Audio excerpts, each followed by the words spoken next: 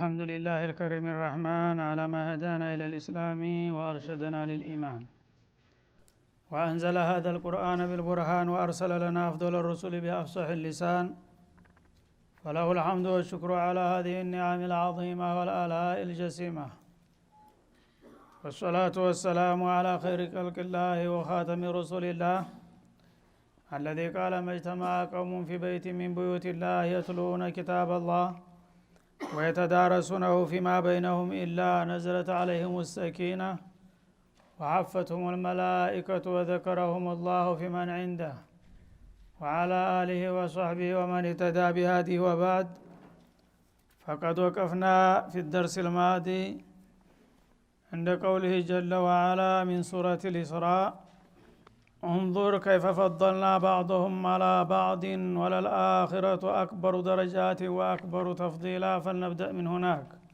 يتقرأوا وقضى ربك من لو درس نبر ግን ተፍሲሩ ወግዚው ስላለቀ ሁለት አያቶች ሲቀሩ ነው የቆምነውና ከዛ ነው የምንነሳው።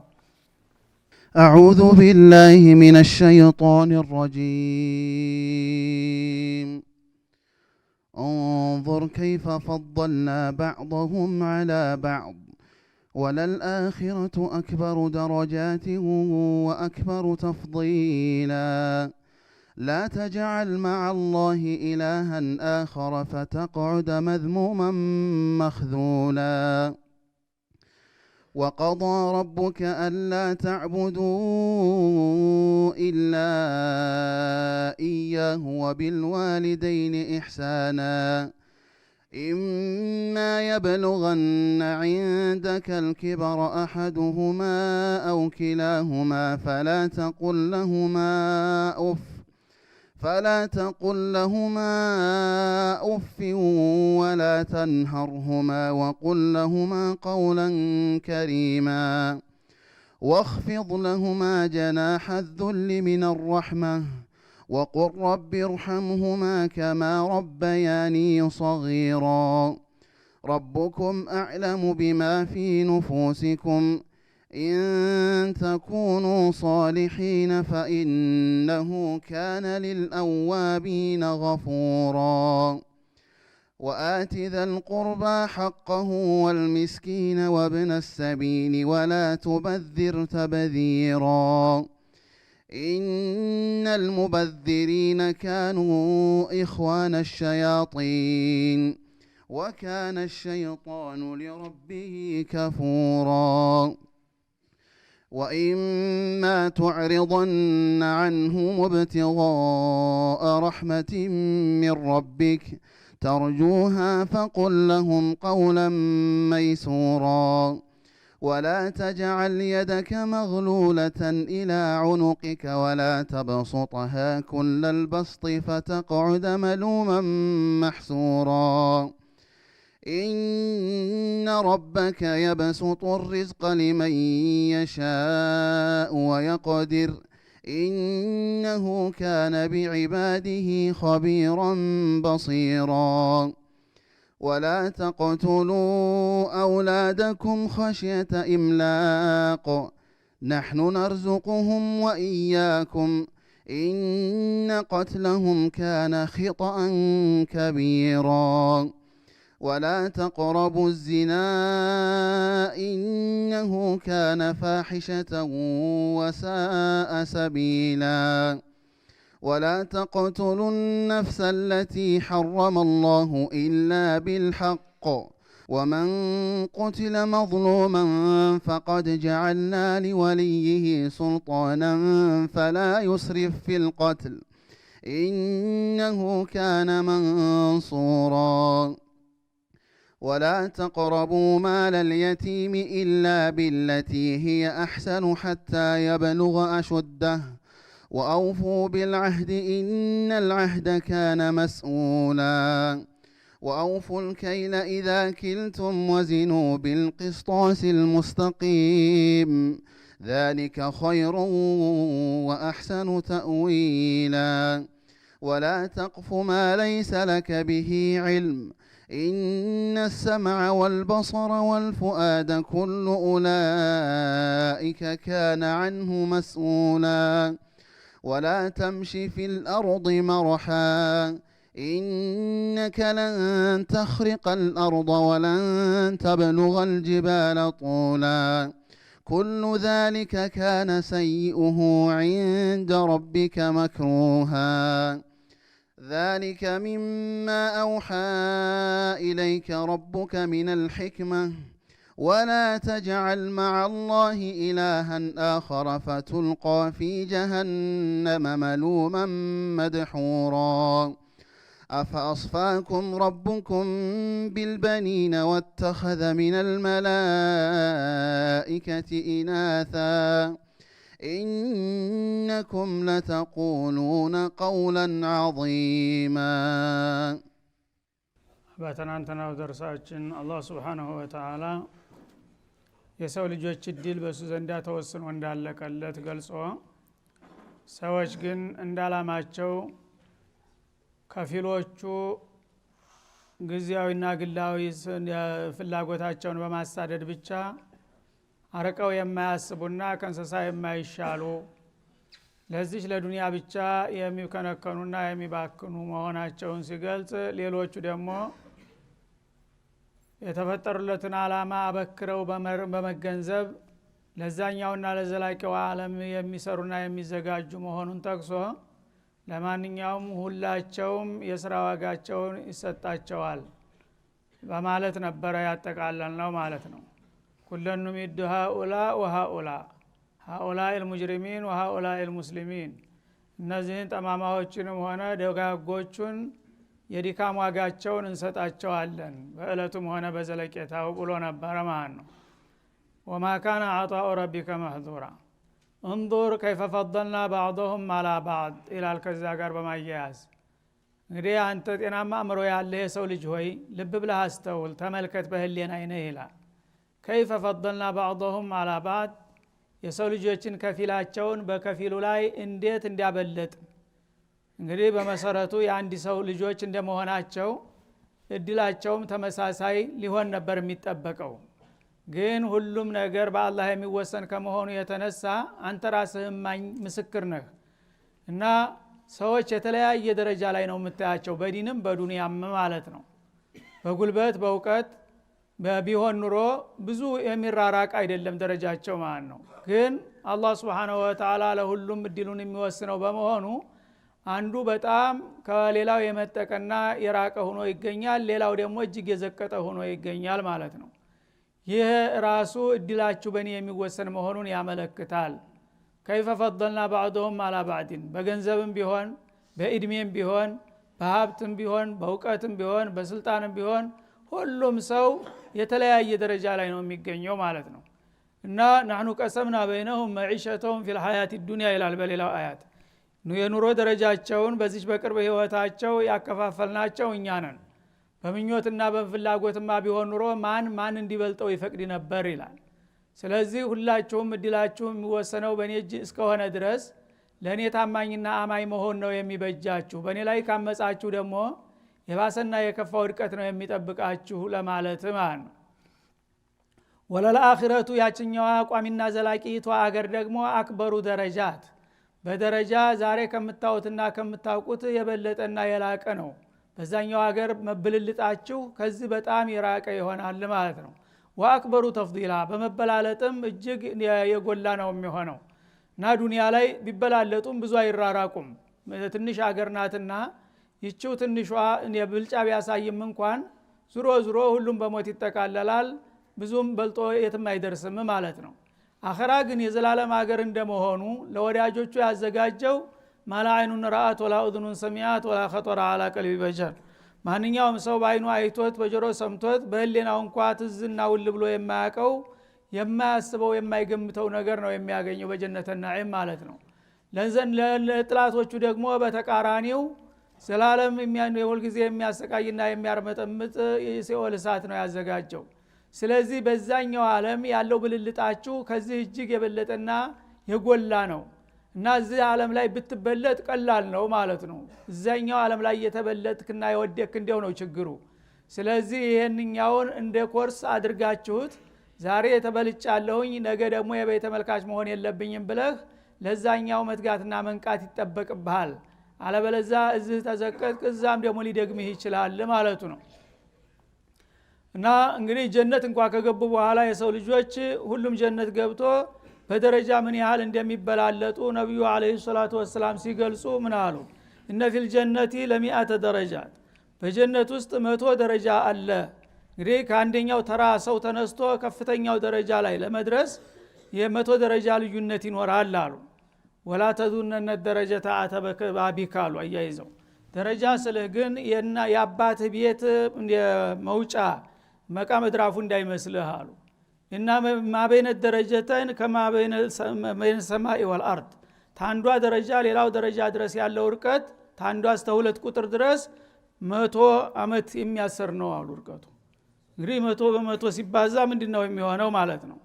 እና ከአንዲት ደረጃ እንግዲህ ከዚህ ተነስቶ ይቺ እንደ አንድ ደረጃ ናት። ይቺ ለ100 አመት ነው የምትርቀው ማለት ነው። ከዛ ሁለተኛዋ ደግሞ 200 300 እያለ ነው የሚሄደው። ሁሉም ጀነት ናቸው፣ አንድ ሀገር ውስጥ ናቸው። ግን ብልጫቸው እንደዚህ ነው ማለት ነው። ወደ ጀሃነም ሲከድ እንደዛው ነው ማለት ነው። ናው ቀንደኞች የሆኑት አደገኞቹ የአላህ ጥላቶች የሚገቡበት ፊደርኪል አስፈል ነው ማለት ነው። ከዛው እንግዲህ እንደ ደረጃው አላህ አዲል ነውና ካፊር ካፊር ነው፣ ወንጀለኛ ወንጀለኛ ነው። አብረህ ዝም ብለህ አምገው አይልም ማለት ነው። ሁሉንም በደረጃው ነው የሚሰጠውና በሁሉም በኩል ያለው ደረጃ በጣም የተራራቀና የተበላለጠ መሆኑን አውቃችሁ ተዛ ተቅጣቱ ጭራሽ ለመዳን መሞከር አለባችሁ። ከዚህኛው ከመልካም እድሉ ደግሞ ሲሆን ቀዳሚ ተራማጅ ቢያንስ ደግሞ መሃል ወገብ መሆን መሞከር አለባችሁ እንጂ ሁሉ ጊዜ ስንፍናና ድክመትን መምረጥ አይገባችሁም በላቸው ይላል ማለት ነው።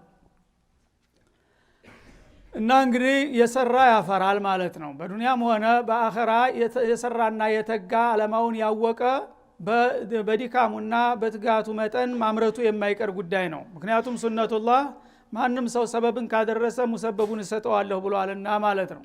ያልሰራ ግን ምንም ነገር ሊጠብቅ አይገባውም። ያ አላህ በረህመቱ ምናልባት የታደረጎተው የራሱ ምርጫ ነው። አልበለዚያ እስካልሰራህ ድረስ ፈላ ተሉመነ ኢላ ነፍሰክ ነው የሚለው። በዱንያ ብቻ አይደለም፣ ሰነፍ በዛም ሀገር ቦታ የለውም ነው የሚለው አላህ Subhanahu Wa Ta'ala። እና ይሄንን በሚልበት ጊዜ እንግዲህ ምንድነው እንዲሰራ የሚፈለገው ከምንድነው እንዲርቅ የሚፈለገው የሚል ጥያቄ እንደሚነሳ ስላወቀ መስራት የሚገባህን ነገሮች ለናሙና ከብዙ በጥቂቱ የተወሰኑ ነጥቦችን ተዝቀጥሎ ይደረድርልናል ማለት ነው። በአንጻሩም ደግሞ መከልከልና መራቅ መጠንቀቅ የሚገባንን ነገር ምን ምን እንደሆኑ ያሳውቀናልና ያስጠነቅቀናል። ወቀዷ ረቡክ ይላል በማየት ላ ተጃል ማአላህ ኢላሃን አኸር፣ መጀመሪያ ከኻሊቅህ ከራዚቅህ ከአላህ ጋር ሌላ የምታመልከው ነገር እንዳታደርግ፣ ይሄን ተጠንቀቅ። የስተቶች ሁሉ መጨረሻ የመጀመሪያውም ይሄ ነው ማለት ነው። እና አላህ Subhanahu Wa Ta'ala አንተን ሲፈጥርህ ማንም የረዳውና ያማከረው የተባበረው የለም፣ ብቻውን ነው በቁድራው በዕልሙ በሕክማው የፈጠረህና ያስገኘህ ማለት ነው። ስለዚህ እሱ ብቻውን አስገኝቶ እንደገና አንተ ለሱ አጋር ልታረግለት አይገባም። ብቻውን እንደፈጠረህ ብቻውን እንደሚመግብህ አንተ ደግሞ ብቸኛ አድርገህ ልታመልከው ይገባል እንጂ ከአላህ ዘንድ ከአላህ ጋር ማንንም ተጋሪ ማዕቡድ ልታረግ አይገባህም ይላል ማለት ነው። ኢላሃን አኸረ ማለት ማዕቡድ የነ አኸረ፣ የአላህ ሐቅ የሆነችን ነገር ለሌላ ነገር ትንሽ ነገር እንኳን ቢሆን ቆርሰህና ሸርፈህ እንዲያትሰጥ፣ የኔን ሐቅ ሙሉ በሙሉ ለኔ ማድረግ መቻል አለብህ። ይሄ ነው የመጀመሪያው ነጥብ። እዚህ ላይ ከተሳሳትክ ሌላው ሁሉ ዋጋ የለውም። እና የሽርክን ጉዳይ ተጠንቀቁ፣ ተሁሉም በፊት አበክራችሁና አስቀድማችሁ ለማለት ማለት ነው። ላተጃል ማአላህ ኢላሃን አኸር የሚለው እንግዲህ ኢላህ የሚባል ነገር ከአላህ ሌላ ያሉ ስፍር ቁጥር የላቸውም። ሰዎች በምድር ላይ ያላመለኩት ነገር የለም፣ ምናልባት ያላወቅነው ያልሰማነው ካልሆነ በስተቀር። እና የሚመለከው ነገር ተቆጥሮ ተሰፍሮ ስለማይዘለቅ ብቻ ከኔ ውጭ ማንንም እንዳታመልክ አለ። ያተኔ ውጭ የሚመለከው ህይወት ያለው ሊሆን ይችላል፣ ህይወት የሌለው ሊሆን ይችላል፣ ሰው ሊሆን ይችላል፣ ጅን ሊሆን ይችላል፣ ሰይጣን ሊሆን ይችላል፣ መላእክት ሊሆን ይችላል፣ ነብይ ሊሆን ይችላል፣ ወልይ ሊሆን ይችላል።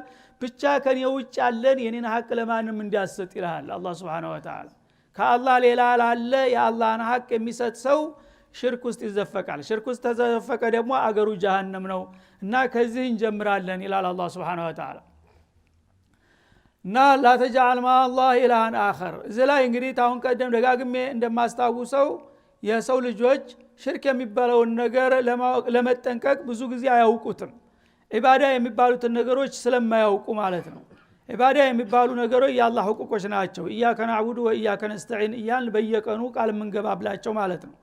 እነዚያ የዒባዳ ዘርፎች ምን ናቸው ስንት ናቸው ማለትን ስናውቅ ነው ተሽርክ ለመጠንቀቅ የምንችለው። ዒባዳን በሚገባ ያልተረዳና ያላወቀ ሰው ተሽርክ እድናለሁና አመልጣለሁ ማለት ዘበት ነው። ስለዚህ የምናውቃቸው ዒባዳዎች ለምሳሌ እንደ አርካነል ኢስላም ያሉት ጉልህ ናቸው። አርካነል ኢስላም እንግዲህ 5 ወቅት ሶላት ለአላህ ነው የሚሰገደው። ሌሎችም ሱና ተጥዋዓትም ቢሆኑ ለአላህ እንጂ ስግደት ለማንም አይደረግም። ይሄን ከሞላ ጎደል ያውቃል ሰው ማለት ነው። ጾም ለአላህ ብቻ ነው የሚጾመው ፈርድም ሆነ ሱና። ምጽዋት ለአላህ ብቻ ተብሎ ነው ምጽዋት የሚሰጠው። ለማንም ለይውሊ ለይስሙሊ ምጽዋት መስጠት አግባብ አይደለም። ሐጅ ዑምራ የሚደረገው ለአላህ ብቻ ነው ለማንም አይደረግም። እነዚህ ዋና መሰረቶቹ ስለሆኑ ብዙ ሰው ያውቃል ማለት ነው። ግን ሌላ ብዙ የማናቃቸው የአላህ ሁቁቆችና ዒባዳዎች አሉ። እነዛን ግን በቀላሉ ለሌላ ስናባክን እንገኛለን ማለት ነው።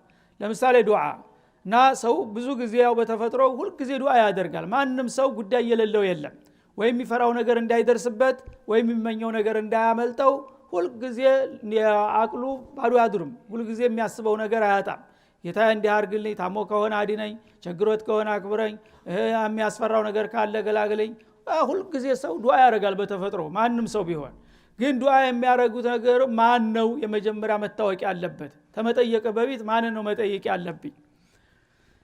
ኻሊቅን ነው መጠየቅ ያለብን። ለምን አዱዓኡ ሁል ዒባዳ ብለዋልና ረሱል አለይሂ ሰላቱ ወሰለም። ዱዓ ዒባዳ ነው። ዒባዳ ከአላህ ሌላ ለማንም ከዋለ ሽርክ ነው። ያ እንዳይሆን ዱዓ ስታረጉ ተጠንቅቃችሁ ፈጣሪያችሁን ብቻ ጠይቁ።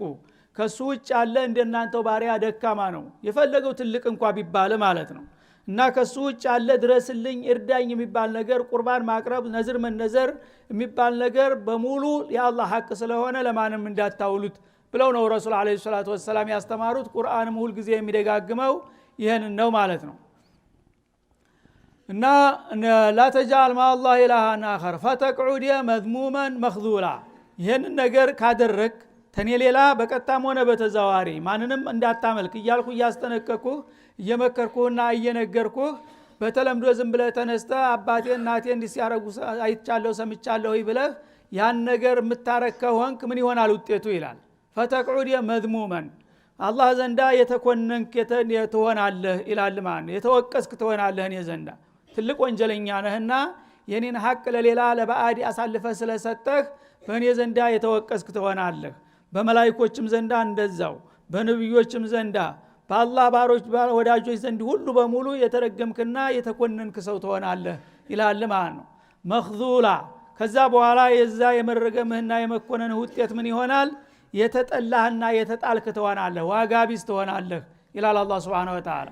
ያው ጀሃነም ተወሩረህ እዛው እስከ መጨረሻው ትቀራታለህ እንጂ የመውጫና የመዳኛ እድል አይኖርህም ሲል ያስጠነቅቃል ማለት ነው። ስለዚህ እንግዲህ ዒባዳ የሚባልን ነገር በየአቅጣጫው አውቀን ለባለቤቱ ለአንድ አላህ ብቻ ማዋል መቻል አለብን። የባህልና የልማድ የሰለባ መሆን የለብንም ማለት ነው። ይህንን ያደረገ ሰው በቀጥታ መዝሙመን መኽዙላ በእኔ ዘንዳ የተወቀሰና የተጣለ ዋጋ ቢስ ዕቃ ነው የሚሆነው በማለት እያስጠነቀቀ ነውና ማለት ነው። ከዛም በማያያዝ እንግዲህ የተለያዩ ስነ ምግባራቶችን እስላማዊ ስነ ምግባራቶችን እንድናውቅና እንድንላበስ የተለያዩ ደግሞ መጥፎ ከንቱ ባህሪያትና ልማዶችን አውቀን እንድንጠነቀቅ ወደ 18 የሚሆኑ አበይት ነጥቦችን በመደዳው ይደረድርልናል ማለት ነው።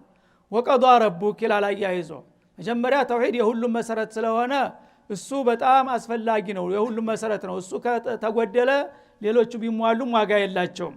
እሱ ከተጠበቀ ግን መሰረት ስላለው ሌሎቹ ምናልባት የተወሰነ እንኳን ቢጓደል ማለፊያ ነጥብ ልታገኝ ትችላለህ። ስለዚህ መጀመሪያ ዋናው ነጥብ ላይ እንተማመን ይልና ይደግመዋል መልሶ። ወቀዷ ረቡካ አላ ተዕቡዱ ኢላ ኢያህ፣ ጌታህ አጥብቆ አዟል አደራ ብሏል ይላል ማለት ነው። ቀዷ ረቡከ ማለት ወሷ ረቡክ እና ጌታህ እንደ በቀላሉ ሊያልፈው የማይገባው ልክ ትኩረትና ክብደት ሊሰጠው የሚገባ ትልቁም ነገር አለ። በዛ ቁም ነገር ላይ ወለም ዘለም እንዳትል አጥብቆና አጠንክሮ ደጋግሞ አደራ ይልሃል ይላል ማለት ነው።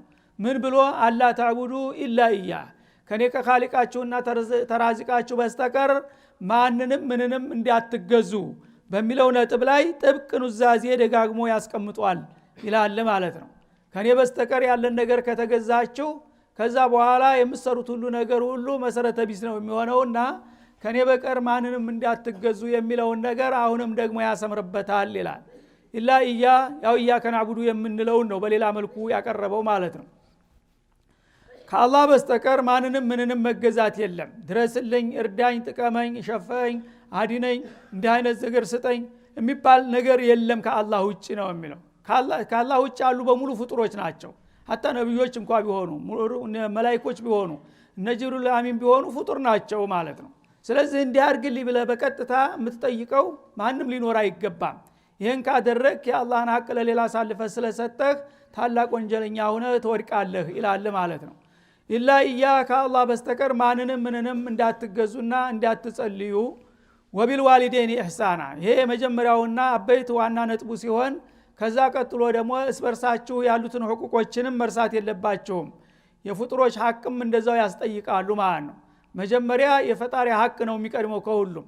የሱ ሐቅ ከተጠበቀ በኋላ ደግሞ እስበርሳችሁ ያሉትን ሁቁቆችም አውቃችሁ ማክበር አለባችሁ ይላል ማለት ነው። ከነዛ ተፍጥሮ ሁቁቆች ታላቅ ቀጥሎ የሚመጡት የነማን ሐቅ ነው? የወላጆች ሐቅ ነው። ወቢልዋሊደይን ኢህሳና በወላጆቻችሁ መልካም መዋልን ዋሉላቸው ይላል። እና ወላጆች እንግዲህ አላህ ሰበብ አድርጓቸው አንተን የወለዱህና አንከባኩ ያሳደጉ ባለ አቅማቸው ሁሉ ድካማዊ ገንዘባቸውን፣ ጉልበታቸውን፣ ረፍታቸውን ሁሉን ነገር ላንተ ሰውተው ለቁም ነገር ያበቁ እነሱ ናቸው። ስለዚህ እነዚህ ወላጆችህን አንተ ተጠነከርክና ራስክን ከቻልከ በኋላ ልትረሳቸው ቸል ልትላቸው አይገባም። እኔ ጋራ መጣላት ካልፈለክ በስተቀር ይላል ማለት ነው። መጀመሪያ የነን ሐቅ ታከብራለህ። ተኔ በስተቀር ላለ በቀጣም ሆነ በተዘዋሪ መጸለይ የለብህም። ከዛ ቀጥሎ ደግሞ ይሄንን ካስተካከልክ በኋላ በሁለተኛ ደረጃ የምትጠየቀው የወላጆች ሐቅ ነው። የወላጆችን የምትችለውን መልካም ሁሉ አድርግላቸው ይላል። ገደብና ወሰን አላደረገም። አቅምህ ነው የሚወስነው። እና ባለህ አቅም፣ ባለህ እውቀት፣ ባለህ ገንዘብ፣ ባለህ ጉልበት ለነሱ የምትቆጥበው ነገር የለም ማለት ነው። የሚፈለግብህን ሁሉ ነገር ማሟላት አለብህ። አቅምህ ያዳገተህ ነገር ከሆነ ታቅምህ በላይ አላህ አያስገድድህም። የምትችለውን ነገር ግን ለግመህ ብታጓድል ትጠየቃለህ ይላል ማለት ነው። እና እዚህ ላይ እንግዲህ ወላጆችን እንዳታናድድ ወይም እንዳታበሳጫቸው እንዳታስከፋቸው አላለም ማለት ነው። ይሄማ ተአቂል አይጠበቅም። አንድ ጤናማ አእምሮ ያለው ሰው ወላጆችን ማበሳጨት ማናደድማ እኔ ባልነግረውስ ህሊናውስ መች ይፈቅድለታል ማለቱ ነው።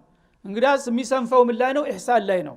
መልካም በመዋል ላይ ያው ትዝለፈለፋላችሁ፣ ትሰንፋላችሁ። መልካም ነገር ልታረጉት የምትችሉትን ነገር ለወላጆቻችሁ ወደ ኋላ ማለት የለባችሁም ብዬ ነው እንጂ መመክራችሁ እና እንዳታስከፋቸው አልልም። ማስከፋትማ አቂል እስከሆናችሁ ድረስ አይታሰብምና እንደማለት ይሆናል ማለት ነው። እማ የብሉገነ ዐንደከል ኪበር እነዚህ ወላጆች አንተ ጋር ሁነው ማለት ነው። አንተ ምናልባት እንግዲህ ጠንክረህ ራስክን ችለህ በተራ እነሱ ደግሞ ደክመው ለጡረታ የበቁና አንተ እጅ ላይ የወደቁ እንደው ማለቱ ነው። አሐዱሁማ ቢያንስ አንደኛቸው ከሁለት አንዳቸው፣ አው ኪላሁማ ወይም ሁለታቸውም ሊሆኑ ይችላሉ ማለት ነው። ጉልበታቸው ያልቃል፣ ንብረታቸው ይከስራል፣ እየተዳከሙ ይመጣሉ። ትናንትና ጎበዝ የነበሩ ዘመድ ወዳጅ ረዱ የነበሩት እንደገና የሰው እጅ ወደ ማየት ይመለሳሉ ማለት ነው። የዛ ደረጃ ላይ ደርሰው አንደኛቸውም ሆነ ሁለተኛቸው ያንተ ጥገኛ ከሆኑ ምናልባት ይላል የዛ ጊዜ ታንተ የሚጠበቅብህ ምን እንደሆነ ጠንቅቀህ ማወቅ አለብህ ይላል። አው ኪላሁማ ሁለታቸውም ሆነ አንደኛው አንተ እጅ ላይ ከወደቁ ፈላ ተቁል ለሁማ ኡፍ ተሰላችተህ እነሱን ሌላው ቀርቶ ሻከር ያለ ቃል መናገር ቀርቶ ኡፍ የምትል ቃል እንዳታመልጥህ ተጠንቀቅ ይላል አላህ Subhanahu Wa Ta'ala። እና ሰው ሲሰለች አንድ ነገር ሲከብደው ኡፍ ይላል በቀላሉ ማለት ነው። ይቺ የመጀመሪያ ወንጀል ናት ማለት ነው። ለወላጆች እጭ ይላል በአገራችን ደግሞ በተለምዶ ማለት ነው። እጭ የምትል ቃል ተተናገር ካለቀልህ ማለት ነው ከወላጆች ፊት። እና ይቺን እንኳን እንዳታመልጥ እንግዲህ ሁለት ፊደል ናት ይቺ ኡፍ የምትለው ማለት ነው። ይቺን ሁለት ፊደል ለወላጆች ከወረወርካት በቃ ትደምር አኺረተከ ወዱንያ ከማን ነው። አንተም ነገ እንደዛው የሚል ልጅ ይመጣልሃል፣ ዋጋህን ዙ ዱንያ ታገኛለህ። እንደገና በአኺራም ደግሞ ወደ መዋደቂያ እንደሚከፋ ነውና ሌላ ጎላ ያለና የለየለት ቃል ቀርቶ ኤጭ ወይም ኦፍ የምትል ቃል እንኳን በወላጆች ፊት እንዲያትናገር ተጠንቀቅ ይላል ማለት ነው። ስንቶቹ ናቸው ወላጆቻቸውን ከፍ ዘቅ አድርገው የሚሰድቡት የሚያዋርዱት? ስንቶቹ ናቸው የሚማቱ ሰዎች አሉ ወላጆቻቸውን። ሱብሃንአላህ። ስንቶቹ ናቸው የገደለም ይገኛል። የሰው ልጅ ያላደረገው ጀራኢም የለም እኮ። አላህ ግን ሱብሃነሁ ወተዓላ ምን ያህል እንደሆነ ደረጃቸው ሁለት ፊደል እንዲያትናገር የመሰላቸት ምልክት ያለባት ቃል እንዲያትወጣት አንደበትህ ይላል ማለት ነው። ኦፍ ወይም ኤጭ ብለህ ለወላጆች እንዳትናገር። እንደሚታወቀው ወላጆች በሚያረጁ ጊዜ ወደ ህፃንነት ይመለሳል ባህሪያቸው ማለት ነው። ንግግሮችን ይዘባርቃሉ፣ የማያገባቸው ነገር ውስጥ ይገባሉ፣ ያበሳጩሃል ማለት ነው። አንተ ደግሞ ምን አገባህ? ዝም ብለሽ አትቀመጭም እንዴ? አንቺ ምን ታውቂያለሽ ስለዚህ ጉዳይ ታልክ በቃ አለቀልህ ማለት ነው። እንደዛ ካደረጉ በጥሩ ቃል ነው የምትመልሳቸው ነው የሚለው። እና አሁን ክፍለ ጊዜው ስለተጠናቀቀ እዚህ ላይ ይቋጫል። በሚቀጥለው ደግሞ እንመለስበታለን። ወሰለላሁ ዐለይሂ ወሰለም ወኢላ ሊቃኢን አኺር